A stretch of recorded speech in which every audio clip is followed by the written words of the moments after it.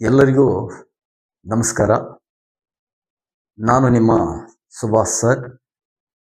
ಈ ದಿನ ಕನ್ನಡದ ಅತಿ ಪ್ರಮುಖ ಪ್ರಶ್ನೆಗಳ ಚರ್ಚೆಯನ್ನು ಮಾಡೋಣ. ಎಲ್ಲ ಪರೀಕ್ಷೆಗಳಿಗೂ ಉಪಯುಕ್ತವಾದಂತಹ ಪ್ರಶ್ನೆಗಳು ನೋಡೋಣ. ಮೊದಲನೆಯದಾಗಿ, ಕನ್ನಡಕ್ಕೆ ಶಾಸ್ತ್ರೀಯ ಭಾಷೆಯ ಸ್ಥಾನಮಾನ ಸಿಕ್ಕ ವರ್ಷ ಯಾವುದು? ಇಲ್ಲಿ 2004, 2005, 2006, 2008 ಇದರಲ್ಲಿ ಯಾವುದಂತ ನೀವು ಪ್ರಶ್ನೆ ಓದಿಕೊಂಡ ತಕ್ಷಣ ಉತ್ತರ ನೀವು ಟಿಕ್ ಮಾಡಬೇಕು. ನಾನೀಗ ಇದರ ಉತ್ತರವನ್ನು ನಾನು ಹೇಳಿಕೊಡ್ತೇನೆ. ಇಲ್ಲಿ ಕನ್ನಡಕ್ಕೆ ಶಾಸ್ತ್ರೀಯ ಭಾಷೆಯ ಸ್ಥಾನಮಾನ ಸಿಕ್ಕ ವರ್ಷ 2008ರಲ್ಲಿ ಕನ್ನಡಕ್ಕೆ ಶಾಸ್ತ್ರೀಯ ಭಾಷೆಯ ಒಂದು ಸ್ಥಾನಮಾನ ಸಿಗುತ್ತದೆ. 2008ರಲ್ಲಿ ಇನ್ನೊಂದು ಭಾಷೆಗೂ ಕೂಡ ಕೊಡ್ತಾರೆ. ಅದು ಯಾವುದಪ್ಪ ಅಂದ್ರೆ ತೆಲುಗು. ನೀವು ಎಷ್ಟೋ ಜನ ಏನು ಪ್ರಶ್ನೆಗಳನ್ನ ಬಿಡಿಸುವಾಗ ಕೇವಲ ಒಂದು ನೋಡ್ಕೊಂಡ್ಬಿಡ್ತೀವಿ ನಾವು. ಕನ್ನಡಕ್ಕೆ ಶಾಸ್ತ್ರೀಯ ಭಾಷೆಯ ಸ್ಥಾನಮಾನ 2008ರಲ್ಲಿ ಸಿಕ್ತು, ಇಷ್ಟು ತಿಳ್ಕೊಂಡ್ಬಿಡ್ತೀವಿ ನಾವು.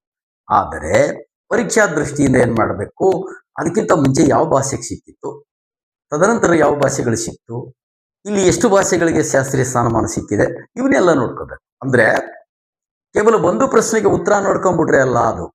ಈಗ ನಾನು ಹೇಳಿದ್ನಲ್ಲ, ಕನ್ನಡಕ್ಕೆ ಶಾಸ್ತ್ರೀಯ ಭಾಷೆಯ ಸ್ಥಾನಮಾನ ಸಿಕ್ಕದ್ದು 2008ರಲ್ಲಿ. ಇದಕ್ಕಿಂತ ಮುಂಚೆ ಫಸ್ಟ್ಗೆ 2004ರಲ್ಲಿ ತಮಿಳಿಗೆ ಸಿಕ್ತು. ತಮಿಳು 2008ರಲ್ಲಿ ಕನ್ನಡ. 5ರಲ್ಲಿ ಯಾವ್ದಕ್ಕೆ ಸಿಕ್ತು ಅಂದ್ರೆ ಸಂಸ್ಕೃತ. ಈ ರೀತಿ ಕೇವಲ ಒಂದು ಪ್ರಶ್ನೆಯನ್ನ ನೋಡ್ಕೊಳ್ಬಾರ್ದು, ಆದ್ರೆ ಹಿಂದೆ ಮುಂದೆ ಇರುವಂತ ಪ್ರಶ್ನೆಗಳನ್ನ ನೋಡ್ಕೊಂಡಾಗ ಏನಾಗ್ತದಪ್ಪ, ನಾವು ಪರೀಕ್ಷೆಯಲ್ಲಿ ಸುಲಭವಾಗಿ ಉತ್ತರವನ್ನ ಕೇವಲ ಒಂದು ಉತ್ತರ, ಒಂದು ಪ್ರಶ್ನೆಗೆ ಒಂದೇ ಉತ್ತರ ನೋಡ್ಕೊಳ್ಬಾರ್ದು, ಅದರ ಅಕ್ಕಪಕ್ಕ ಇರೋ ಪ್ರಶ್ನೆಗಳನ್ನ ಕೂಡ ನೋಡ್ಬೇಕು. ಇಲ್ಲಿ ನೆಕ್ಸ್ಟ್ ಬರೋಣ. ಶಾಸ್ತ್ರೀಯ ಸ್ಥಾನಮಾನ ಪಡೆದ 2 ಭಾಷೆಗಳು ಯಾವುವು ಅಂತ ಕೇಳಿದ್ದೇನೆ ನಾನು. ಶಾಸ್ತ್ರೀಯ ಸ್ಥಾನಮಾನ ಪಡೆದ ಇವುಗಳಲ್ಲಿ 2 ಭಾಷೆಗಳು ಯಾವ್ಯಾವು ಅಂತ. ಒಂದು ಪಾಳಿ ಇದೆ, ಪಂಜಾಬಿ ಇದೆ, ಸಂಸ್ಕೃತ ಇದೆ, ಗುಜರಾತಿ ಇದೆ. ಈ 4ರಲ್ಲಿ 2 ಭಾಷೆಗಳಿಗೆ ಶಾಸ್ತ್ರೀಯ ಸ್ಥಾನಮಾನ ಸಿಕ್ಕಿದೆ, ಕ್ಲಾಸಿಕಲ್ ಲ್ಯಾಂಗ್ವೇಜಸ್ ಅಂತ ಸಿಕ್ಕಿದೆ. 2ರಲ್ಲಿ 2 ಯಾವ ಅಂತ ನೀವು ನಿಮ್ಮ ಆನ್ಸರ್ ಅನ್ನ ನೀವು ಮನಸ್ಸಿನಲ್ಲೇ ಅನ್ಕೋಬೇಕು.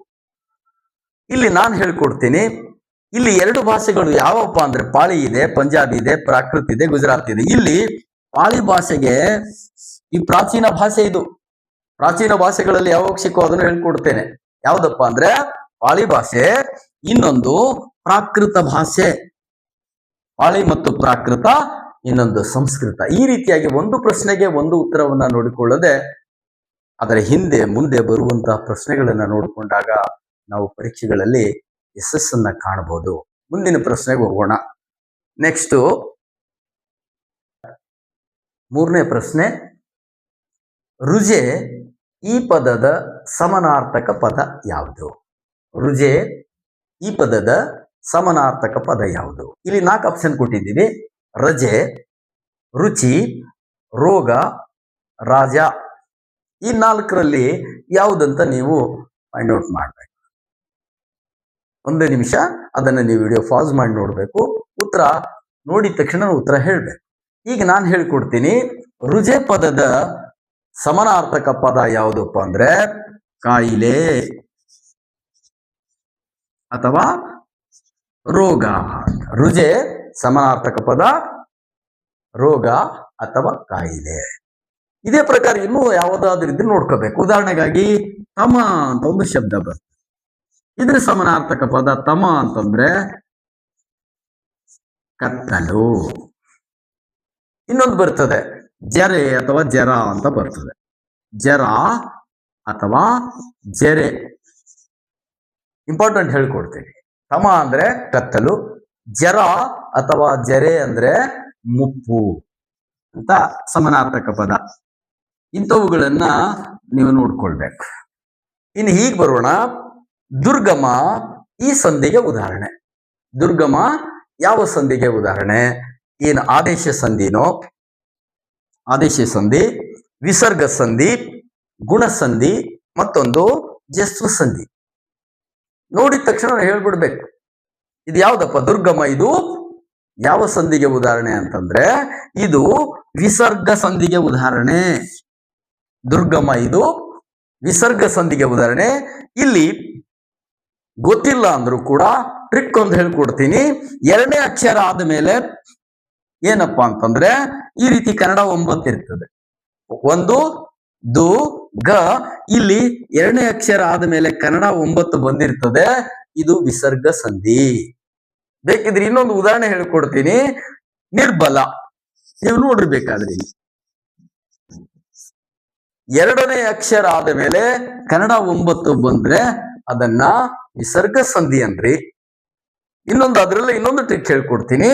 ಈಗ ನೋಡಿ ಯಾವ್ದಪ್ಪ ಅಂದ್ರೆ ಮಹರ್ಷಿ. ಬಿಡಿಸಿ ಹೇಳ್ತಾ ಕೂತ್ಕೊಳ್ಳೋದಿಲ್ಲ ನಾನು. ಇಲ್ಲಿ ವಿಸರ್ಗ ಸಂಧಿ ಅಂತ ಗೊತ್ತಾಗ್ಲಿಲ್ಲ ಅಂದ್ರೆ ಎರಡನೇ ಅಕ್ಷರ ಆದ ಮೇಲೆ 9 ಬಂದಿರ್ತದೆ, ಅದನ್ನ ವಿಸರ್ಗ ಸಂಧಿ. ಇಲ್ಲೂ ಕೂಡ ಬಂದಿದೆ. ಎಲ್ಲಿ ದುರ್ಗಮ, ದು ಗ ಆದ್ಮೇಲೆ 9 ಬಂದಿದೆ. ಕನ್ನಡ 9 ಅಂದ್ರೆ ರದೊತ್ತು ಬಂದಿರ್ತದೆ. ಕನ್ನಡ 9 ಬಂದ್ರೆ ವಿಸರ್ಗ ಸಂಧಿ. ಇಲ್ಲಿ ಮಹರ್ಷಿ ಅಂತ ಬಿಡಿಸಿ ಬರ್ದೀನಿ. ಕನ್ನಡ 9 ಲಾಸ್ಟ್ಗೆ ಬಂದ್ರೆ, ಕನ್ನಡ 9 ಲಾಸ್ಟ್ ಅಲ್ಲಿ ಇದ್ರೆ ಅದು ಗುಣಸಂಧಿ. ಮುಖಾಂತರ ಹೇಳ್ಕೊಡ್ತಾ ಇದ್ದೀನಿ. ಗುಣಸಂಧಿ ಎರಡನೇ ಅಕ್ಷರ ಆದ್ಮೇಲೆ ಬಂದ್ರೆ ಅದು ವಿಸರ್ಗ ಸಂಧಿ. ಕನ್ನಡ 9 ಲಾಸ್ಟ್ ಅಲ್ಲಿ ಕೊನೆಯಲ್ಲಿ, ಸಂಧಿಯ ಕೊನೆಯಲ್ಲಿ ಕನ್ನಡ 9 ಇದ್ರೆ ಅದು ಏನಪ್ಪಾ ಗುಣಸಂಧಿ. ಮುಂದಿನ ಸಂಧಿಗೆ, ಮುಂದಿನ ಒಂದು ಇದಕ್ಕೆ ಹೋಗೋಣ. 5ನೇ ಪ್ರಶ್ನೆ. ಕನ್ನಡದಲ್ಲಿ ಕೇಂದ್ರ ಸಾಹಿತ್ಯ ಅಕಾಡೆಮಿ ಪಡೆದ ಮೊದಲ ಕವಿಯತ್ರಿ ಅಥವಾ ಮೊದಲ ಲೇಖಕಿ ಯಾರು? ಕನ್ನಡದಲ್ಲಿ ಕೇಂದ್ರ ಸಾಹಿತ್ಯ ಅಕಾಡೆಮಿ ಪಡೆದಂತಹ ಮೊದಲ ಮಹಿಳಾ ಲೇಖಕಿ ಯಾರು ಅಂತ ಆಪ್ಷನ್ ನೋಡೋಣ. ಅನುಪಮಾ ನಿರಂಜನ್, ತ್ರಿವೇಣಿ, ಗೀತಾ ನಾಗಭೂಷಣ್ ಮತ್ತು ಗಾಯತ್ರಿ ದೇವಿ. ನೋಡಿದ ತಕ್ಷಣ ಉತ್ತರ ಹೇಳಬೇಕಲ್ಲಿ. ಇಲ್ಲಿ ಅನುಪಮಾ ನಿರಂಜನ್, ತ್ರಿವೇಣಿ, ಗೀತಾ ನಾಗಭೂಷಣ್, ಗಾಯತ್ರಿ ದೇವಿ. ಇಲ್ಲಿ ಕನ್ನಡದಲ್ಲಿ ಮೊಟ್ಟ ಮೊದಲು ಕೇಂದ್ರ ಸಾಹಿತ್ಯ ಅಕಾಡೆಮಿ ಪಡೆದಂತಹ ಲೇಖಕಿ ಯಾರಪ್ಪ ಅಂದ್ರೆ ಗೀತಾ ನಾಗಭೂಷಣ್ ಅವರು. ಗೀತಾ ನಾಗಭೂಷಣ್ ಇವರ ಕಾದಂಬರಿ ಯಾವುದು ಅಂತಲೂ ಕೇಳ್ಬೋದು. ಬದುಕು ಅಂತಕ್ಕಂಥ ಕಾದಂಬರಿಗೆ ಇವರು ಹಲವಾರು ಕಾದಂಬರಿಗಳನ್ನು ಬರೆದಿದ್ದಾರೆ. ಗುಳೆ ಅಂತ ಬರೆದಿದ್ದಾರೆ, ಚಿಕ್ಕಿಯ ಹರೆಯದ ದಿನಗಳು ಅಂತ ಬರೆದಿದ್ದಾರೆ. ಹಲವಾರು ಕಾದಂಬರಿಗಳನ್ನ, ಮಹಿಳಾ ಸಮಸ್ಯೆಗಳನ್ನು ಇಟ್ಕೊಂಡು ಬರೆದಂತಹ ಮಹಾನ್ ಲೇಖಕಿ ಇವರು. ಕನ್ನಡದಲ್ಲಿ ಮೊಟ್ಟ ಮೊದಲು ಕೇಂದ್ರ ಸಾಹಿತ್ಯ ಅಕಾಡೆಮಿ ಪಡೆದಂತಹ ಮೊಟ್ಟ ಮೊದಲ ಕನ್ನಡದ ಲೇಖಕಿ ಯಾರಪ್ಪ ಅಂದ್ರೆ ಗೀತಾ ನಾಗಭೂಷಣ್ ಅವರು. ಇನ್ನು ಬರೋಣ ಕಡಲೋಳ್. 6ನೇ ಪ್ರಶ್ನೆಗೆ ಬರೋಣ. ಕಡಲೋಳ್ ವಿಭಕ್ತಿ ಪ್ರತ್ಯಯ ಯಾವುದು? ಕಡಲೋಳ್ ಈ ಪದದಲ್ಲಿರುವ ವಿಭಕ್ತಿ ಪ್ರತ್ಯಯ ಯಾವುದು? ಓಳ್ ಅಂತ ಬಂದಿದೆ ಅಲ್ಲಿ, ನೀವು ನೋಡ್ಬೇಕು. ಪ್ರಥಮನೋ, ಸಪ್ತಮಿನೋ, ಷಷ್ಠಿನೋ, ಸಂಬೋಧನನೋ? ನೋಡಿದ ತಕ್ಷಣ ಹೇಳ್ಬೇಕು ಕಡಲೋಳ್. ಇಲ್ಲಿ ಏನ್ ಬಂದಿದೆ? ಇಲ್ಲಿ ಯಾವ್ದಪ್ಪ ಉತ್ತರ ಅಂದ್ರೆ ಸಪ್ತಮಿ ವಿಭಕ್ತಿ ಪ್ರತ್ಯಯ. ಸ್ವಲ್ಪ ಹಳೆಗನ್ನಡ ವಿಭಕ್ತಿ ಪ್ರತ್ಯಯಗಳನ್ನು ನೋಡ್ಕೋಬೇಕು. ಓಳ್ ಅಂತ ಬರ್ತದೆ. ಅಂದ್ರೆ ಓಳ್ ಅಂದ್ರೆ ಅಲ್ಲಿ ಎಂದಂಗೆ. ಸಪ್ತಮಿ ವಿಭಕ್ತಿ ಪ್ರತ್ಯಯ ಅದು. ಇದು ಯಾವ್ದಾಗ್ತದಪ್ಪ ಅಲ್ಲಿ? ಓಳ್ ಅಂತ ಬರ್ತದೆ. ಉದಾಹರಣೆಗಾಗಿ ಕಡಲೋಳ್ ಇದೆ ಇಲ್ಲಿ. ಮನದೋಳ್. ಮನದೋಳ್ ಅಂದ್ರೆ ಮನಸ್ಸಿನಲ್ಲಿ ಎಂದಂಗೆ ಓಳ್ ಅಂತ ಬರ್ತದೆ. ಅದೇ ಪ್ರಕಾರ ಇನ್ನು ಹಳೆಗನ್ನಡದ್ದು ರಾಮನಂ ಅಂತ ಬರ್ತದೆ. ಇಲ್ಲಿ ಯಾವ್ದಪ್ಪ ಇದೆ ಹೇಳ್ಬೇಕು? ರಾಮನಂ. ಅಮ್ಮ ಅಂತ ಹೆಂಗ್ನು ಬರೀಬಹುದು, ರಾಮನಂ. ಇಲ್ಲಿ ಅಮ್ಮ ಅಂತ ಬರ್ತದೆ. ಅಮ್ಮ ಅಂದ್ರೆ ಇಲ್ಲಿ ರಾಮನನ್ನು ಅಂದಂಗೆ. ಹಳೆಗನ್ನಡದಲ್ಲಿ ಅಮ್ಮ ಅಂದ್ರೆ ರಾಮನನ್ನು. ಅನ್ನು ಯಾವ್ದಪ್ಪ? ದ್ವಿತೀಯ ವಿಭಕ್ತಿ ಪ್ರತ್ಯಯ. ಹೀಗೆ ನಾವೇನ್ ಮಾಡ್ಬೇಕು? ಕೇವಲ ಒಂದು ಕೇಳಿದರೆ ಅದನ್ನು ನೋಡ್ಕೊಳ್ಬಾರ್ದು. ಹಿಂದೆ ಮುಂದೆ ಇರುವಂತಹ ಹಳೆಗನ್ನಡ ವಿಭಕ್ತಿ ಪ್ರತ್ಯಯಗಳಿರ್ಬೋದು, ಆಮೇಲೆ ವಿಭಕ್ತಿಯ ಕಾರಕಾರ್ಥಕಗಳನ್ನು ಕೂಡ ನೋಡ್ಕೋಬೇಕು. ಅದನ್ನೊಂದು ಸ್ಪೆಷಲ್ ವಿಡಿಯೋದಲ್ಲಿ ಮಾಡೋಣ. ಇನ್ನು ನೆಕ್ಸ್ಟ್ ಪ್ರಶ್ನೆಗೆ ಹೋಗೋಣ ನಾವು. ಈಗ 7ನೇ ಪ್ರಶ್ನೆ.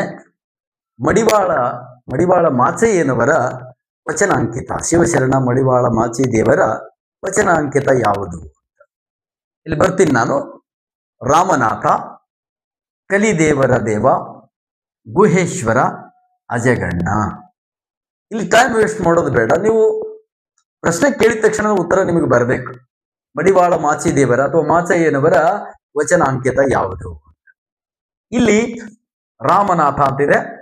ಇಲ್ಲಿ ಮಡಿವಾಳ ಮಾಚಿದೇವರ ವಚನಾಂಕಿತ ಯಾವುದಪ್ಪ ಅಂತಂದ್ರೆ ಕಲಿದೇವರ ದೇವ. ಬಟ್ಟೆಯನ್ನ ಮಡಿವಾಳ ಮಾಚಿದೇವರು ಶಿವಶರಣರ ಬಟ್ಟೆಗಳನ್ನ ಮಡಿ ಮಾಡ್ತಾ ಇದ್ರು. ಅಲ್ಲಿ ಅಂಟಿಕೊಂಡಂತ ಕಲಿಗಳನ್ನ ಕೈ ಸಹಿತ ಅವರು ತೆಗಿತಿದ್ರು. ಹೀಗಾಗಿ ಸ್ವಲ್ಪ ಎಂಟ್ಕೊಡ್ಲಿಕ್ಕೆ ಹೇಳಿದ್ದು ನಾನು. ಬಟ್ಟೆ ಮೇಲೆ ಅಂಟಿದ ಕಲಿಗಳನ್ನ, ಈಗ ನೀವೇನಾದ್ರೂ ಬಟ್ಟೆಗಳು ಕೊಟ್ಟಾಗ ಅಲ್ಲಿ ಕಲಿ ಅಂಟ್ಕೊಂಡಿರ್ತದ ತೆಗಿತಾರಲ್ಲ, ಹಾಗೆ ಇಲ್ಲಿ ಸ್ವಲ್ಪ ನೆನ್ಪಿಟ್ಕೊಳ್ಬೇಕು. ಮಡಿವಾಳ ಮಾಚಿದೇವರ ವಚನಾಂಕಿತ ಯಾವುದು ಅಂದ್ರೆ ಕಲಿದೇವರ ದೇವ. ಇನ್ನು ಒಂದೇ ಪ್ರಶ್ನೆಗೆ ಒಂದೇ ಉತ್ತರ ಅಲ್ಲ, ಹಿಂದೆ ಮುಂದೆ ಇರುವ ಉತ್ತರಗಳನ್ನು ಕೂಡ ನೀವು ನೋಡ್ಕೋಬೇಕು. ರಾಮನಾಥ ಇದು ಯಾರ್ದಪ್ಪ? ಜೇಡರ ದಾಸಿಮಯ್ಯನವರದು ರಾಮನಾಥ. ಗುಹೇಶ್ವರ ಅಲ್ಲಮ್ಮ ಪ್ರಭುಗಳದು. ಅಜಗಣ್ಣ ಅಂತ ಬರ್ತಾರೆ. ಅಜಗಣ್ಣ ಇದು ಮುಕ್ತಾಯಕ್ಕಂದಿದು.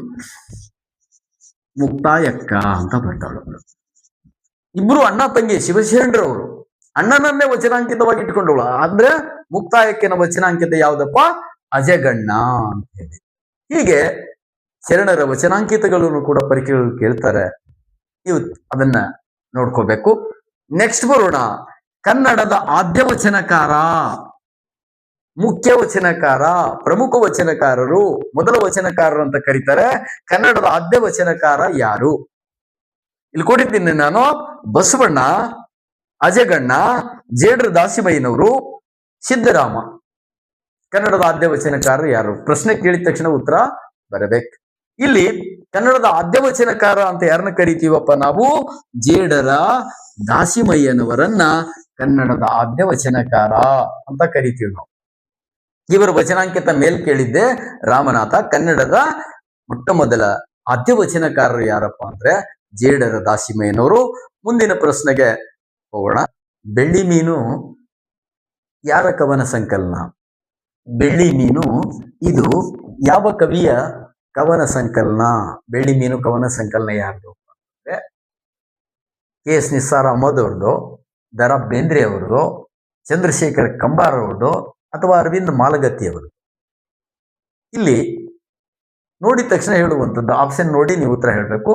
ಇಲ್ಲಿ ಬೆಳ್ಳಿ ಮೀನು ಬರೆದವರು ಯಾರಪ್ಪ ಅಂದ್ರೆ ಚಂದ್ರಶೇಖರ್ ಕಂಬಾರ್. ಚಂದ್ರಶೇಖರ್ ಕಂಬಾರ್ ಅವರು ಬೆಳ್ಳಿ ಮೀನು ಕವನ ಸಂಕಲನ ಬರೆದಿದ್ದಾರೆ. ಅದೇ ರೀತಿ ಸಿಂಗಾರವ್ವ ಮತ್ತು ಅರಮನೆ ಅಂತಕ್ಕಂಥ ಒಂದು ಕಾದಂಬರಿ ಬರೆದಿದ್ದಾರೆ. ಸಿಂಗಾರವ್ವ ಮತ್ತು ಅರಮನೆ, ಅದನ್ನ ನಾಟಕ ರೂಪದಲ್ಲಿ ಕೂಡ ಮಾಡಿದ್ದಾರೆ. ಸಿನಿಮಾ ಕೂಡ ಆಗಿದೆ ಸಿಂಗಾರವ್ವ ಮತ್ತು ಅರಮನೆ. ಇಲ್ಲಿ ಬೆಳ್ಳಿ ಮೀನು ಕವನ ಸಂಕಲನ ಯಾರ್ದಪ್ಪ ಅಂದ್ರೆ ಇವರು ನಮ್ಮ ಚಂದ್ರಶೇಖರ್ ಕಂಬಾರ್ ಅವ್ರದ್ದು. ಇಲ್ಲಿ KS ನಿಸಾರ್ ಅಹಮದ್ ಅವ್ರದ್ದು ಕೂಡ ನೋಡ್ಬೇಕು ನಾವು. KS ನಿಸಾರ್ ಅಹಮದ್ ಅವ್ರನ್ನ ನಿತ್ಯೋತ್ಸವ ಕವಿ ಅಂತ ಕರೀತಾರೆ. ನಿತ್ಯೋತ್ಸವ ಕವನ ಸಂಕಲನ ನಮ್ಮ KS ನಿಸಾರ್ ಅಹಮದ್ ಅವ್ರದ್ದು. ಒಂದು ಪ್ರಶ್ನೆ ಬಂದಾಗ ಅದ್ರ ಹಿಂದೆ ಮುಂದೆ ಇರುವಂತಹ ಲೇಖಕರ ಕೃತಿಗಳನ್ನು ಕೂಡ ನಾವು ನೋಡ್ಬೇಕು. KS ನಿಸಾರ್ ಅಹಮದ್ ಅವ್ರದ್ದು ಯಾವ್ದಪ್ಪ ಅಂದ್ರೆ ನಿತ್ಯೋತ್ಸವ ಕವನ ಸಂಕಲನ. ನಿತ್ಯೋತ್ಸವ ಈ ಹೆಸರಲ್ಲಿ ಬರೆದಿದ್ದಾರೆ. ಜೋಗದ ಸಿರಿ ಬೆಳಕಿನಲ್ಲಿ ತುಂಗೆ ತೆನೆ ಬೆಳಕಿನಲ್ಲಿ ನಿತ್ಯೋತ್ಸವ ತಾಯಿ ನಿನಗೆ ನಿತ್ಯೋತ್ಸವ ಒಂದು ಪದ್ಯ ಇದೆಯಲ್ಲ ಅಲ್ಲಿ. ಈ ರೀತಿ KS ನಿಸಾರ್ ಅಹಮದ್ ಅವ್ರದ್ದು ನಿತ್ಯೋತ್ಸವ. ಚಂದ್ರಶೇಖರ್ ಕಂಬಾರ್ದು ಹೇಳ್ಕೊಟ್ಟೆ ಬೆಳ್ಳಿ ಮೀನು. ಇನ್ನ ನಮ್ಮ ದ.ರಾ ಬೇಂದ್ರೆ ಅವ್ರದ್ದು ಸಖಿ ಗೀತ, ನಾದಲೀಲೆ, ನಾಲ್ಕು ತಂತಿ ಮುಂತಾದಂತ ಕವನ ಸಂಕಲನಗಳನ್ನ ಅವರು ಬರೆದಿದ್ದಾರೆ. ನೆಕ್ಸ್ಟ್ ಪ್ರಶ್ನೆಗೆ ಹೋಗೋಣ ನಾವು. ಹುಳಿ ಮಾವಿನ ಮರ ಇದು ಯಾರ ಆತ್ಮಕಥನ? ಕೆಲವು ಪರೀಕ್ಷೆಗಳಲ್ಲಿ ಕೇಳ್ತಾರೆ. ಆತ್ಮಕಥನಗಳನ್ನು ಕೂಡ ಪರೀಕ್ಷೆಗಳಲ್ಲಿ ಕೇಳ್ತಾರೆ. ಹುಳಿ ಮಾವಿನ ಮರ ಯಾರ್ದಪ್ಪ ಇದು? ಏನು ಕುವೆಂಪು ಅವ್ರದ್ದು, ಟಿ ಲಂಕೇಶ್ ಅವ್ರದ್ದು, ಜೇವರೇಗೌಡ್ರದ್ದು, ಶಿವರಾಮ್ ಕಾರಂತರದ್ದು. ಇಲ್ಲಿ ಹುಳಿ ಮಾವಿನ ಮರ ಇದು ನೀವೊಂದ್ಸಾರಿ ಟಿಕ್ ಹಾಕೋಬೇಕು. ಆಮೇಲೆ ನಾನು ಹೇಳ್ತೀನಿ. ಹುಳಿ ಮಾವಿನ ಮರ ಇದು ಯಾರ ಆತ್ಮಕಥನ ಅಂತಂದ್ರೆ ನಮ್ಮ ಪಿ ಲಂಕೇಶ್ ಅವರ ಒಂದು ಆತ್ಮಕಥನ ಹುಳಿ ಮಾವಿನ ಮರ. ಅದೇ ಪ್ರಕಾರ ಇಲ್ಲಿ ಬರೋಣ. ಕುವೆಂಪು ಅವ್ರದ್ದು ನೆನಪಿನ ದೋಣಿಯಲ್ಲಿ ಅಂತ ಹೇಳಿ ಆತ್ಮಕಥನ ಬಂತು. ನೆನಪಿನ ದೋಣಿಯಲ್ಲಿ. ಆಮೇಲೆ ಜೇವರೇಗೌಡ್ರದ್ದು ಕೂಡ ಹೋರಾಟದ ಬದುಕು. ಜೇವರೇಗೌಡ್ರದ್ದು ಆತ್ಮಕಥನ ಯಾವ್ದಪ್ಪ? ಜೇವರೇಗೌಡ್ರದ್ದು ಹೋರಾಟದ ಬದುಕು. ಆಮೇಲೆ ಶಿವರಾಮ್ ಕಾರಂತರದ್ದು ನಿಮ್ಮೆಲ್ಲರಿಗೂ ಗೊತ್ತೇ ಇದೆ, ಹುಚ್ಚು ಮನಸ್ಸಿನ 10 ಮುಖಗಳು. ಮುಂದಿನ ಪ್ರಶ್ನೆ ನೋಡೋಣ. 11ನೇ ಪ್ರಶ್ನೆ, ಪಾಮರ ಪದದ ವಿರುದ್ಧಾರ್ಥಕ ಪದ ಯಾವುದು? ಪಾಮರ ಪದದ ವಿರುದ್ಧಾರ್ಥಕ ಪದ. ಇಲ್ಲಿ ಪಂಡಿತ, ದಡ್ಡ, ಸಣ್ಣ ಮರ, ಮರ ಅಂತ ಇದೆ. ಪಾಮರ ಅಂತ ಇದೆಯಲ್ಲ, ಈ ಪದದ ವಿರುದ್ಧಾರ್ಥಕ ಪದ ಯಾವ್ದಪ್ಪ ಅಂದ್ರೆ ಪಂಡಿತ. ಪಾಮರ ವಿರುದ್ಧಾರ್ಥಕ ಪದ ಪಂಡಿತ. ಪಾಮರರು ಪಂಡಿತರೆಲ್ಲ ಕೇಳ್ತಿದ್ರೆ ಅಂತ ಮಾತಾಡ್ತಾರೆ.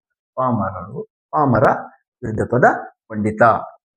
ಇನ್ನು ಹೊಂದಿಸಿ ಬರೆಯಿರಿ. 12ನೇ ಪ್ರಶ್ನೆ ಹೊಂದಿಸಿ ಬರೆಯೋದು ಕೊಟ್ಟಿರ್ತಾರೆ, ದಿಕ್ಕುಗಳನ್ನ ಕೊಟ್ಟಿರ್ತಾರೆ.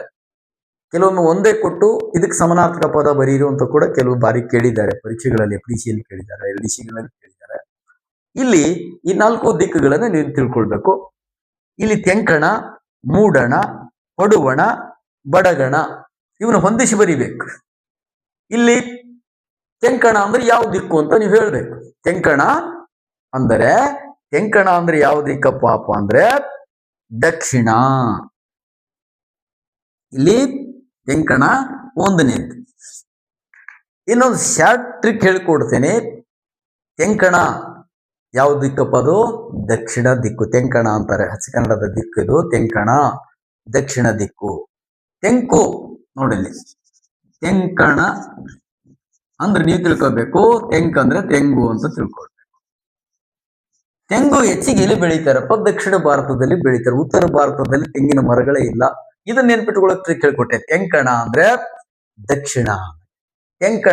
ತೆಂಗು ಎಲ್ಲಿ ಬೆಳೀತಾರಪ್ಪ? ದಕ್ಷಿಣ ಭಾರತದಲ್ಲಿ ಹೆಚ್ಚಿಗೆ ಬೆಳೀತಾರೆ. ಇದು ತೆಂಕಣ. ಇನ್ನು ಮೂಡಣ ಅಂತೂ ಎಲ್ಲರಿಗೂ ಗೊತ್ತೇ ಇರ್ತದೆ. ಸೂರ್ಯ ಹುಟ್ಟುವಂಥದ್ದು ಮೂಡಣ. ಇಲ್ಲಿ ಸೂರ್ಯ ಹುಟ್ಟುವಂಥದ್ದು 2ನೇದು ಇಲ್ಲಿ ಬರ್ತದೆ ಮೂಡಣ. ಪಡುವಣ ಅಂತ ನಿಮ್ಗೆ ಗೊತ್ತಿದೆ. ಪಡುವಣ ಅಂದ್ರೆ ಪಶ್ಚಿಮ ದಿಕ್ಕು. ಇನ್ನು ಒಂದೇ ಉಳ್ಕೊಳ್ತು, ಯಾವುದು? ಬಡಗಣ ಉಳ್ಕೊಳ್ತು. ಇದನ್ನು ನೆನ್ಪಿಟ್ಕೊಳ್ಳಿಕ್ಕೆ ಒಂದು ಹೇಳ್ಕೊಡ್ತೀನಿ. ಬಡಗಣ ಅಂತಂದ್ರೆ ಇದಕ್ಕೆ 4ನೇ ಬಡಗಣ. ನೀವು ನೋಡ್ರಿ, ಉತ್ತರ ಭಾರತದಲ್ಲಿ ಬಿಹಾರದವರು ನೋಡ್ರಿ, ಸ್ವಲ್ಪ ಜಗಳ ಆದ್ರೂ ಬಡಗಿ ತಗೊಂಡ ಬಂದ್ಬಿಡ್ತಾರೆ. ಉತ್ತರ ಭಾರತದ ಉತ್ತರ ದಿಕ್ಕನ್ನ ನೆನ್ಪಿಟ್ಕೊಳ್ಳಿಕ್ಕೆ ನಿಮ್ಗೆ ಈಜಿ ಟ್ರಿಕ್ ಹೇಳ್ಕೊಟ್ಟೆ. ಬಡಗಿ ತಗೊಂಡು ಬಡಿಲಿಕ್ಕೆ ಬರ್ತಾರ ಅವರು. ಅದಕ್ಕಾಗಿ ಬಡಗಣ ಅಂತಂದ್ರೆ ಯಾವ್ದಪ್ಪ? ಬಡಗಣ ಇಲ್ಲಿ ಉತ್ತರ ದಿಕ್ಕು. ಬಡಗಣ ಅಂದ್ರೆ ಉತ್ತರ. ಇನ್ನೊಮ್ಮೆ ಹೇಳ್ಕೊಡ್ತೀನಿ. ತೆಂಕಣ ಅಂತಂದ್ರೆ ದಕ್ಷಿಣ, ಮೂಡಣ ಅಂದ್ರೆ ಪೂರ್ವ ಗೊತ್ತು, ಪಡುವಣ ಅಂದ್ರೆ ಪಶ್ಚಿಮ. ಬಡಗಣ ನೆನ್ಪಿಟ್ಕೊಳ್ಳಿಕ್ಕೆ ಹೇಳಿದೆ. ಉತ್ತರ ಭಾರತದಲ್ಲಿ ಸ್ವಲ್ಪ ಜಗಳ ಆದ್ರೂ ಬಡಗಿ ತಗೊಂಡು ಬರ್ತಾರೆ. ಉತ್ತರ ದಿಕ್ಕಿಗೆ ನಾವೇನಂತೀವಪ್ಪ? ಬಡಗಿ ತಗೊಂಡು ಬರ್ತಾರಲ್ಲ, ಹಿಂಗೇನು ಬಡಗಿ ಹಿಡ್ಕೊಂಡು ಓಡಿ ಬರ್ತಾರ ನೋಡಿ, ಬಡಗಣ ಅಂತ. ಇನ್ನು ಮುಂದಿನ ಪ್ರಶ್ನೆಗೆ